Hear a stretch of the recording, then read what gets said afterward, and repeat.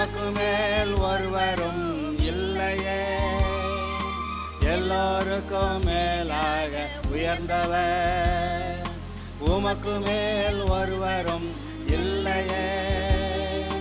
அல்லேலூயா, அல்லேலூயா, அல்லேலூயா, ஆமென். அல்லேலூயா, அல்லேலூயா, அல்லேலூயா, ஆமென். ஒருவரால் சிருஷ்டிக்கப்படாமலே தாமாக என்றென்றும் இருப்பவர்.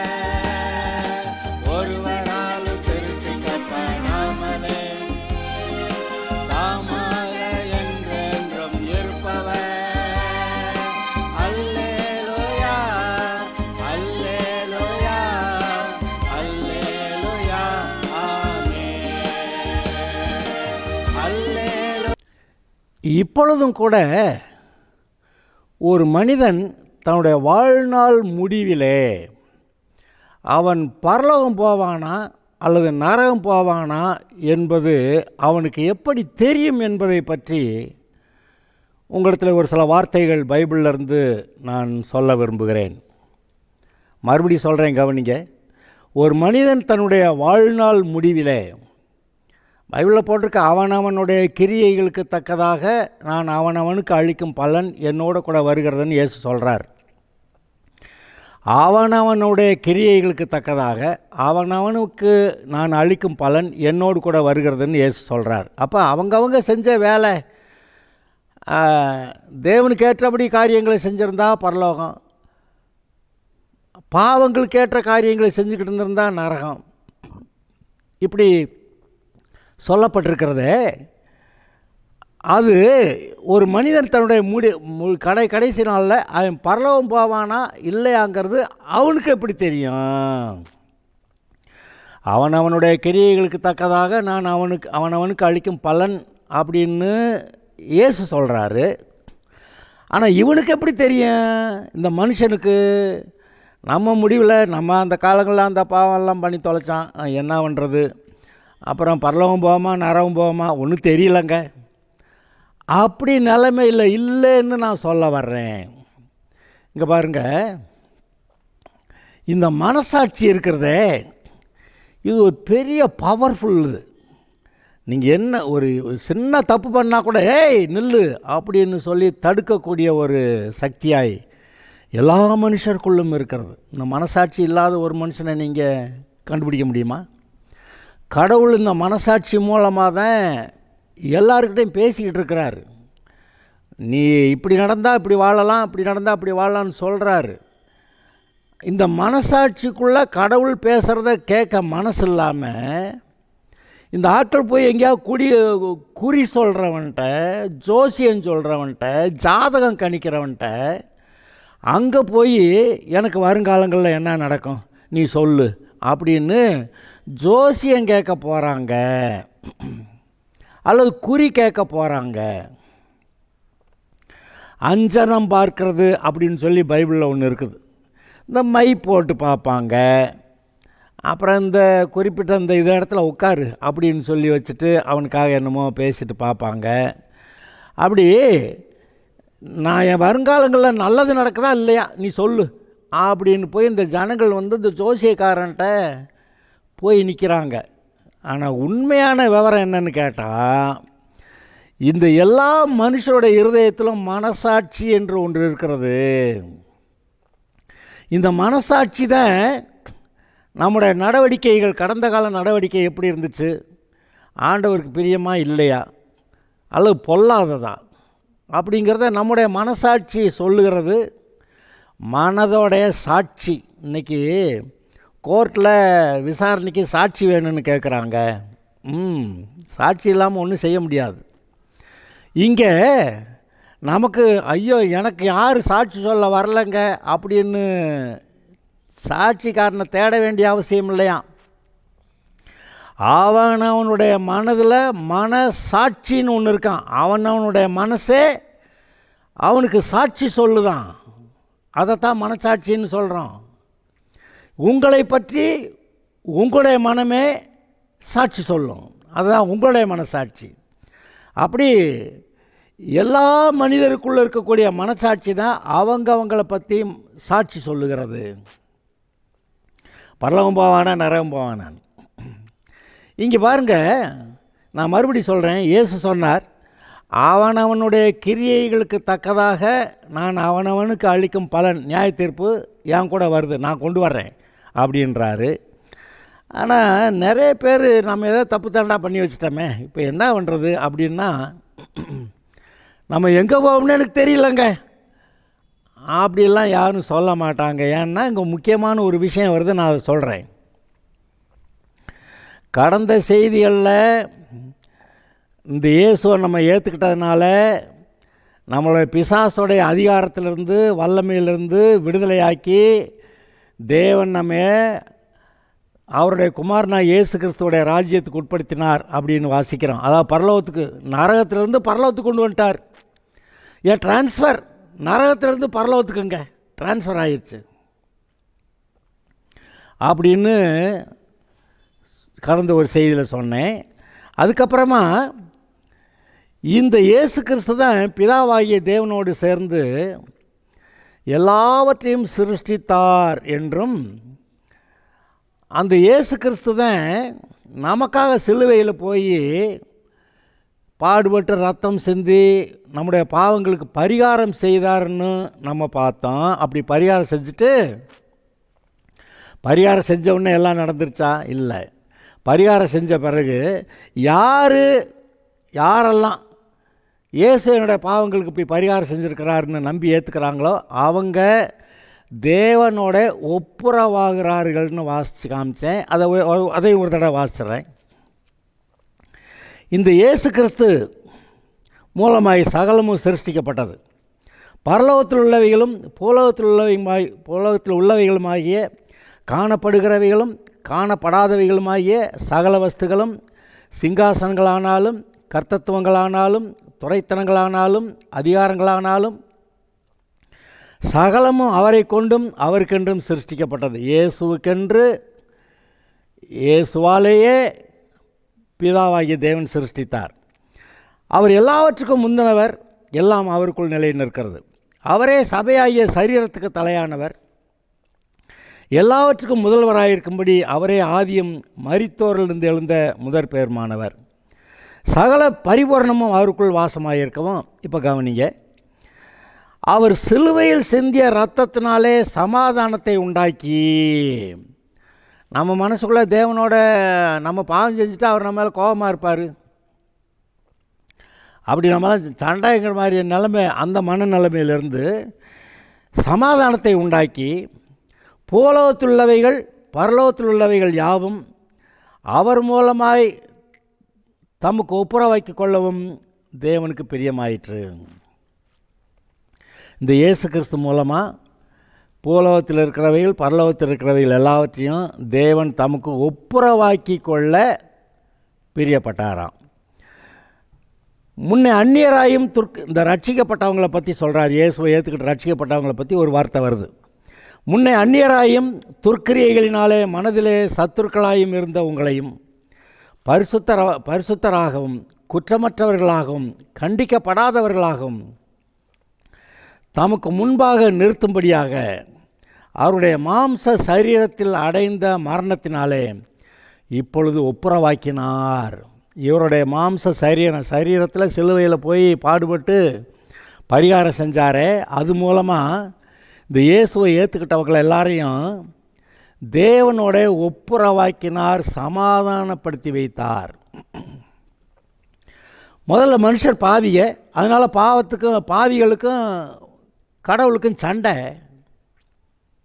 நீ பாவியெல்லாம் போகடா நரகத்துக்கு, என்கிட்ட வராதீங்கடா அப்படின்றாரு. ஆனால் இந்த இயேசுனார் குறுக்க போய் அவங்க பாவங்களுக்கு நான் பரிகாரம் செய்கிறேன்னு சொல்லி பரிகாரத்தை செஞ்சு வச்சுட்டு, பாவத்துக்கு பரிகாரம் செஞ்சாச்சு, இவன் மனம் திரும்புகிறேங்கிறேன், பாவத்தை விட்டுறேங்கிறேன், இந்த பிசாசு வேண்டாம், நான் இயேசுநாட்ட கர்த்தட்ட வர்றேங்கிறேன், தேவன்கிட்ட வர்றேங்கிறேன், நீங்கள் ஏற்றுக்கணும் அப்படி சொல்லி இந்த மனுஷனை தேவனோட கூட சமாதானம் பண்ணி வச்சு ஒப்புரவாக்கி ஒப்புரவாக்குற வேலையை அவர் செஞ்சாராம். அப்படி ஒப்புரவாக்கினார். இப்போ நான் முக்கியமாக இந்த செய்தி கொடுத்த தலைப்பு இப்போ வருது. அதில் என்னென்னா 27வது வசனம், புறஜாதிகளுக்குள்ளே விளங்கிய இந்த இரகசியத்தில் உள்ள மகிமையின் ஐஸ்வர்யம் என்னதென்று தேவன் தம்முடைய பரிசுத்தவான்களுக்கு தெரியப்படுத்த சித்தமானார். கிறிஸ்துவானவர் மகிமையின் நம்பிக்கையாக உங்களுக்குள் இருப்பதே அந்த ரகசியம். அதாவது நம்ம ரட்சிக்கப்பட்டோமா இல்லையா, இன்றைக்கி நம்ம பரலோகம் போவோமா போக மாட்டோமா அப்படிங்கிறது எப்படி தெரியும்னு கேட்டால், கிறிஸ்துவானவர் இந்த ரட்சிக்கப்படாதவங்களுக்குள்ள இல்லை, ரட்சிக்கப்பட்டவங்களுக்குள்ள இந்த கிறிஸ்துவானவர் மகிமையின் நம்பிக்கையாக உங்களுக்குள் இருப்பதே அந்த ரகசியம். இப்போ தான் சொன்னேன், நம்ம கடந்த காலங்களில் இப்படியெல்லாம் பாவம் செஞ்சிட்டோம். இன்றைக்கி அந்த பாவத்தெல்லாம் நினச்சிக்கிட்டு நம்மளை நரகத்துக்கு தள்ளுவாரோ, அல்லது நம்ம இயேசுவை ஏற்றுக்கிட்டதுனால பாவத்தை மன்னித்து நம்மளை அவருடைய ரத்தத்தால் கழுவி பரலோகம் கொண்டு போவாரோ, எப்படிங்க தெரியும், யாருக்குங்க தெரியும் அப்படின்னு மனுஷர் சொல்கிற மாதிரி நிலைமையில் இல்லை. ஏன்னா இப்படி மனிதனுடைய பாவங்களுக்காக சிலுவையில் ஜீவன் கொடுத்து உயிரை விட்டு மரித்து அடக்கம் பண்ணப்பட்டு, ஆனால் 3ஆம் நாள் உயிர் தெழுந்தார். மனுஷனுடைய பாவங்களுக்கு பரிகாரம் செஞ்சாச்சு. இவர் பாதாளத்துக்கு போயிட்டார், இவர் சரீரத்தை கல்லறையில் அடக்கம் பண்ணிட்டாங்க. ஆனால் பிதாவாகிய தேவன் பார்த்தார், இந்த உலகத்தார் எல்லாருடைய பாவங்களையும் தாமேலே ஏற்றுக்கிட்டு பரிகாரம் செஞ்சாரே ஒழிய இவர் பாவம் செய்யலை, அதனால் இவர் நரகத்தில் இருக்க முடியாது அப்படின்னு சொல்லி பிதாவாகிய தேவன் இயேசுவை 3ஆம் நாள் உயிரோடு எழுப்பினார். அதைத்தான் உயிர்த்தெழுதலின் பண்டிகை என்று நாம் கொண்டாடுகிறோம். உயிர்த்தெழுதலின் பண்டிகை, இயேசு பூமியில் மனுஷனாக குழந்தையாக பிறந்தது ஒரு பண்டிகை, கிறிஸ்மஸ். பிறகு மரணத்தை ஜெயித்து உயிர்த்தெழுந்தாரே, ஏன்னா இவர் பாவம் செய்யலை, உலகத்தாருடைய பாவத்தை தான் மேலே ஏற்றுக்கிட்டு அதுக்கான தண்டனை அனுபவிச்சுக்கிட்டு இருந்தார். அதுக்காக மரித்தார், அடக்கம் பண்ணப்பட்டார். அவருடைய ஆத்மா பாதாளமெல்லாம் போச்சு, பாதாளத்தில் வேதனையெல்லாம் அனுபவிச்சது. ஆனால் பிதாவாகி தேவன் வருகிறார், என்னுடைய குமாரன் உலகத்தாருடைய பாவத்தை தான் ஏற்றுக்கிட்டு அவர் பரிகாரம் செஞ்சாரே ஒழிய அவர் பாவம் செய்யலை இல்லை. அதனால் அவர் நரகத்தில் இருக்கிறதுக்கு எந்த அதிகாரமும் கிடையாது, எந்த காரணமும் கிடையாது. அவரை நரகத்தில் பிடிச்சி வைக்க எந்த வல்லமையும் கிடையாது. அவரை நரகத்தில் யாரும் பிடிச்சி வைக்கிறதுக்கு யாருக்கு எந்த நீதியும் கிடையாது அப்படின்னு சொல்லி, நான் போய் அவரை உயிரோடு எழுப்புகிறேன் என்று சொல்லி பிதாவாகிய தேவன் அவரை உயிரோடு எழுப்பினார் மட்டும் இல்லை. இப்போ நம்ம ஒரு வாஸ்தமே, நீங்கள் ரட்சிக்கப்பட்டிருக்கீங்க அப்படின்னு உங்களுக்கு தெரியப்படுத்துகிற ஒரு விஷயம் உங்கள் இருதயத்தில் இருக்குன்னு சொன்னேன். என்னதுன்னு கேட்டிங்கன்னா, கிறிஸ்துவானவர் மகிமையின் நம்பிக்கையாக உங்களுக்குள் இருப்பதே அந்த ரகசியம். கிறிஸ்துவானவர் இயேசு கிறிஸ்து உங்களுக்குள் இருக்கிறாராம். யாரெல்லாம் இயேசுவை ஏற்றுக்கிட்டீங்களோ அவங்க எல்லாருக்குள்ளே இயேசு வந்துட்டேன்றார். அப்படி வந்துட்டா அவர் உள்ளே இருக்கிறது தெரியுது. நம்ம ஒரு ஆவிங்க, நமக்கு ஒரு மனசாட்சி இருக்குது, ஆவி மனசு எல்லாம் இருக்குது, இந்த சரீரத்துக்குள்ளே குடியிருக்கிறோம். ஆனால் நம்மோட கூட இன்னொருத்தர் குடியிருந்தால் நமக்கு தெரியுமா தெரியாதான்? இயேசு நம்முடைய இருதயத்திலே குடி வந்திருக்கிறார். இயேசுவை ஏற்றுக்கிட்டவங்க எல்லாரும் நம்ம ஒவ்வொருத்தருடைய ஆவியோடையும் சேர்ந்து இந்த சரீரத்தில் உள்ளே குடியிருக்கிறார். அதைத்தான் இங்கே என்ன எழுதியிருக்கு, கிறிஸ்துவானவர் மகிமை நம்பிக்கையாக. என்ன நம்பிக்கை? நிச்சயமாக பரலோகம் போவேன், மகிமையான நம்பிக்கை.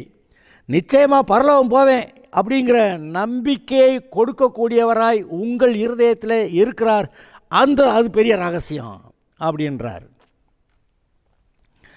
இப்போ ரட்சிக்கப்பட்டவங்களெல்லாம் போய் கேளுங்க, நிச்சயமாக சொல்லுவாங்க நான் பரலோகம் போவேன்னுவாங்க. இந்த ரட்சிக்கப்படாத ஆளை பற்றி அவங்கள்ட்ட போய் கேளுங்க, சிலர் ஒத்துக்குருவாங்க நரகந்தான்னு, சிலர் ஆமாம் செத்தவர் பாடு யார் போய் பார்த்தது அப்படின்னு எடக்கு பேசுவாங்க. அவங்க மனசுக்குள்ளே தெரியும், ஆனால் அவங்க பேசுகிறதுக்கு மனசு இல்லாமல் எடக்கு பேசி ஆமாம் செத்தவர் பாடு எங்கே போகிறாங்கன்னு யாருக்கு என்ன தெரியுதுப்பா அப்படின்வாங்க. ஆனால் அவங்க மனதுக்குள்ளே தெரியும், என்ன தெரியும், பாவம் இருக்குதுன்னு தெரியும், பாவியாக இருந்தால் எங்கே போவாங்கன்னு தெரியும். அது ரட்சிக்கப்படாதவனுடைய மனநிலைமை. ஆனால் இந்த ரட்சிக்கப்பட்ட ஆள் நான் இயேசுவை ஏற்றுக்கிட்டேன், இயேசுன்றத என்னை கழுவிருச்சு, என்னை பரிசுத்தமாக்கிருச்சு, என்கிட்ட பாவம் இல்லை, நான் இப்போ ஆண்டவருடைய பிள்ளையாக இருக்கேன், இன்றைக்கி விட்டாலும் பரலோகம் போவேன் அப்படின்னு சொல்லி ஒரு நல்ல நம்பிக்கை, மகிமையான நம்பிக்கையை இயேசு கிறிஸ்துவுடைய ஆவியானவர் நமக்குள்ளே இருந்து பேசுகிறாராம். அதை தான் மறுபடி வாசிக்கிறேன் நான். அதை கிறிஸ்துவானவர் மகிமையின் நம்பிக்கையாக உங்களுக்குள் இருப்பதே அந்த ரகசியம். கிறிஸ்துவானவர் மகிமையின் நம்பிக்கையாக உங்களுக்குள் இருப்பதே அந்த ரகசியம். அதாவது நீங்கள் மரிக்கிற நாளில் தான் ரட்சிக்கப்பட்டவங்க பரலோகம் போவாங்க. ஆனால் அது வரைக்கும் ஒரு நம்பிக்கை வேணும்ல. எங்கிட்டு போகாமல் தெரியலங்க. அது ரொம்ப கொடுமையான மனநிலை. ஆனால் இயேசு எனக்குள்ளே இருக்கிறாரு, என் பாவம் தொலைஞ்சது, நான் தேவனுடைய பிள்ளையாக இருக்கேன், இப்போ விட்டால் பரலோகம் போவேன் அப்படின்னு சொல்கிறது, அது எவ்வளோ பெரிய சமாதானம் பாருங்கள். ரட்சிக்கப்படாதவர்களுடைய மனநிலை சொல்லுகிறது நம்மெல்லாம் பாவி. அப்புறம் அது சொல்லுவாங்க, பாவிகள் தான் நிறையா, மெஜாரிட்டி நம்ம தான், அப்போ மெஜாரிட்டி நரகம் தானே போகுது, அப்போ மற்றவங்களுக்கானது நமக்கு ஆகிட்டு போகுது. எப்படி மற்றவங்களுக்கானது நமக்கு ஆகிட்டு போகுது? எவ்வளோ லேசாக சொல்கிறாங்க. ஏன்னா நரகம்டாது, அவியாத அக்கினியில் சாகாமல் வேதனைப்பட்டுக்கிட்டே இருக்கணும். அதாவது ஒரு நம்பிக்கையற்ற சூழ்நிலையில் வேதனையான சூழ்நிலை, ஆனால் நம்பிக்கை இல்லை, அதில் வெளியேற வருவோம்னு நம்பிக்கை இல்லை, அதாங்க நரகம். இந்த பூமிக்குரிய வாழ்க்கையிலையாவது சில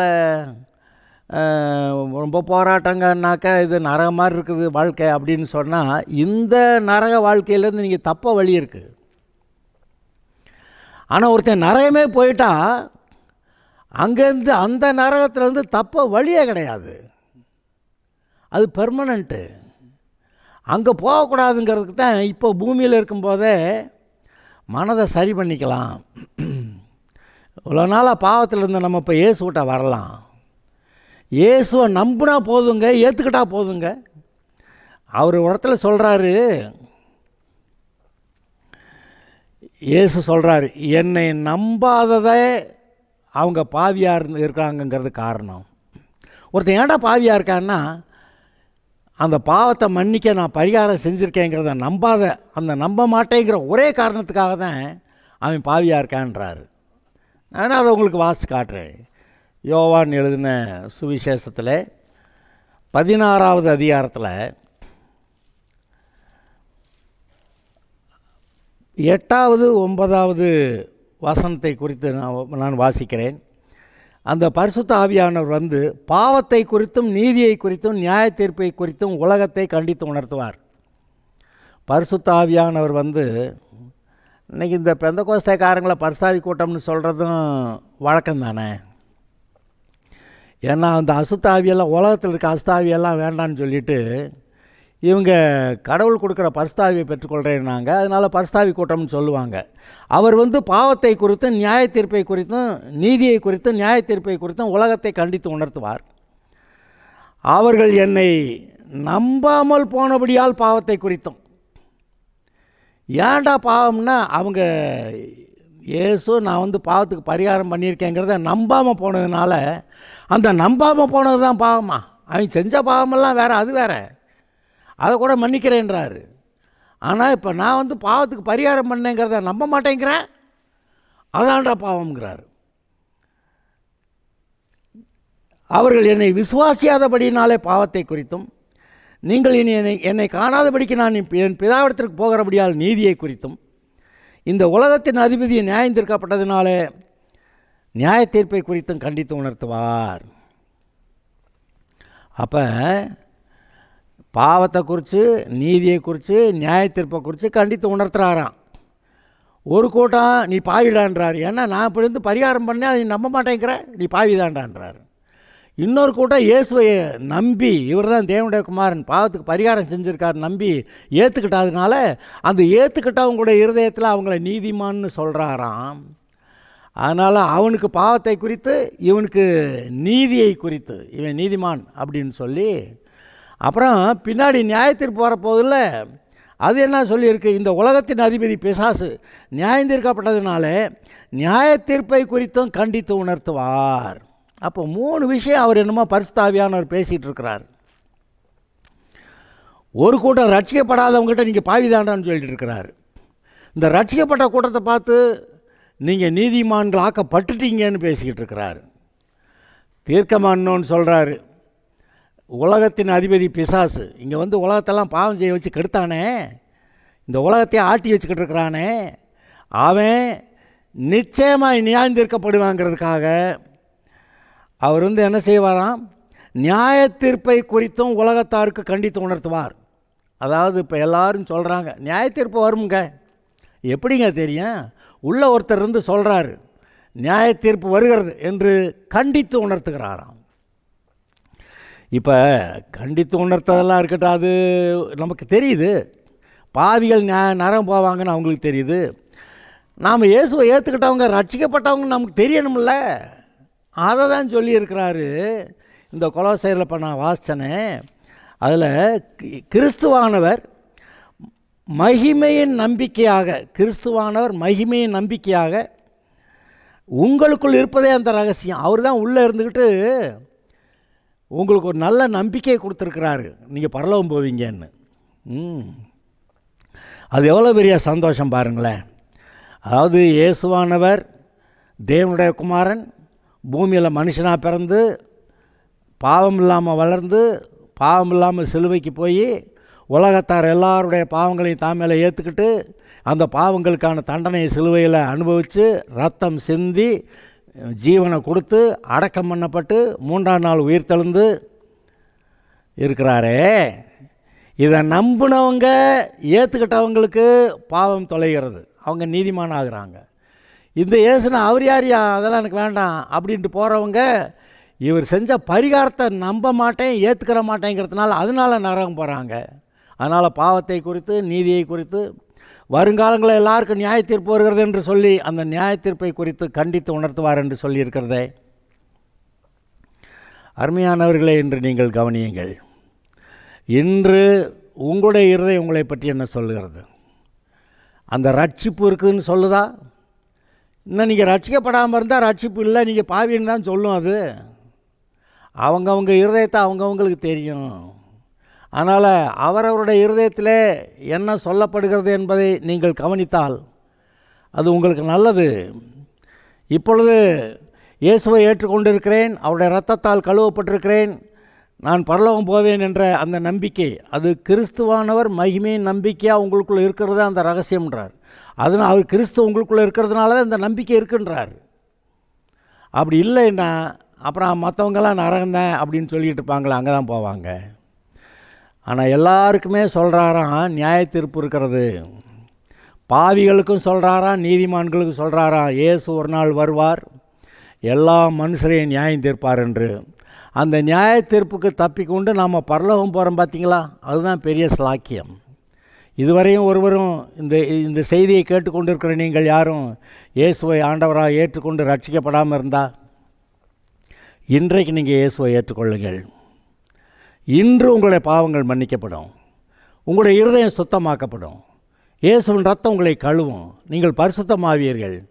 அப்புறம் இந்த இயேசுவே வந்து உங்களுக்குள்ளே இருக்கிறதுனால நம்ம பரலோகம் போகலாங்கிற அந்த நம்பிக்கையை உங்களுக்குள்ளே உண்டாக்கும்னு சொல்கிறாரு. அது மட்டும் இல்லை, உலகத்தார் எல்லாரையும் கர்த்தர் நியாயம் தீர்ப்பார்னு சொல்கிறாரு. அந்த உலகத்தில் எல்லோரும் நியாயம் தீர்க்கப்பட்டு நரகம் போகிறாங்களே, அதற்கு தப்பி நாம் பரலோகம் போகிறோம் என்று நம்முடைய மனம் சொல்லுகிறது. இப்படிப்பட்ட மனதை உடையவர்கள் பாக்கியவான்கள்.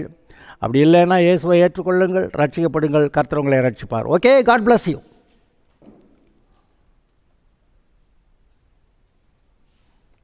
டைம் ஆச்சா ஆகலையா? விசாரிப்பவர் நான் அல்லவா, கலங்குவதற்காக நீ உன் கவலை எல்லாம் என் மீது இப்போதே வைத்துவிடு. உன் கவலை எல்லாம் என் மீது இப்போதே வைத்துவிடு. சீயோனே நீ எழும்பு, உன் வல்லமையை தரித்துக்கொள். சீயோனே நீ எழும்பு, உன் வல்லமையை தரித்துக்கொள்.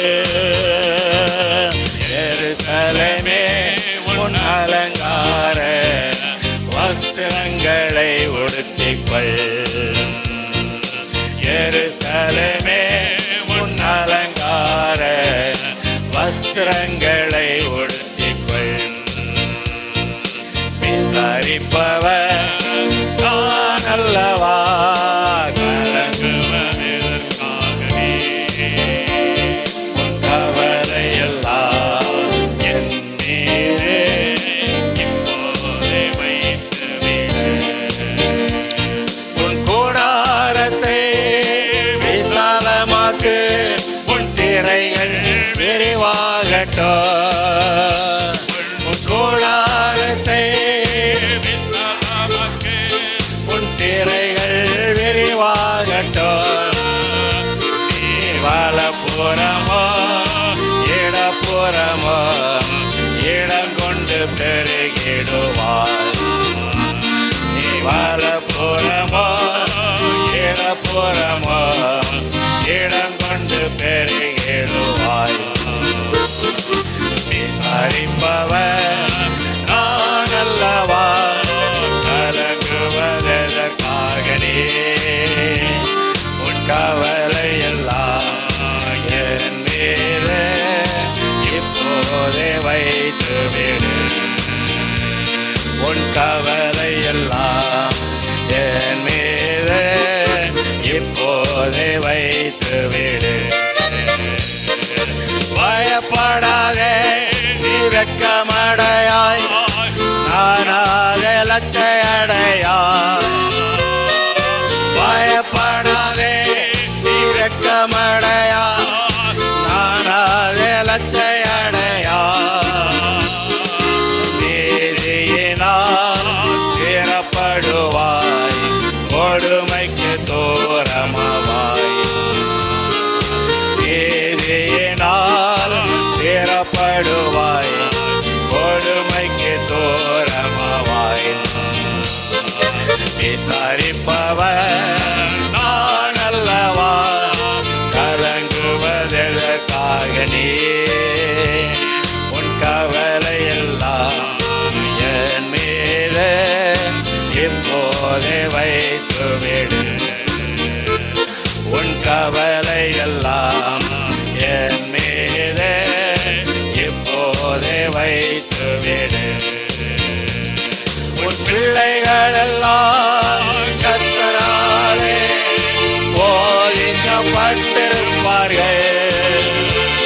உன் பிள்ளைகள் எல்லாம் கர்த்தராலே போதிக்கப்பட்டிருப்பார்கள். உன் பிள்ளைகளே சமாதானம் பெரிதாக இருக்குமாமே. உன் பிள்ளைகளே சமாதானம் பெரிதாக இருக்குமாமே. விசாரிப்பவர் நான் அல்லவா, கலங்குவதற்காக நீ என் மீது இப்போதே வைத்துவிடு. உன் கவலை எல்லாம் என் மீது இப்போதே வைத்துவிடு. மலைகள் எல்லாம் விலகினாலோ, பர்வதங்கள் நிலை பெயர்ந்தாலோ,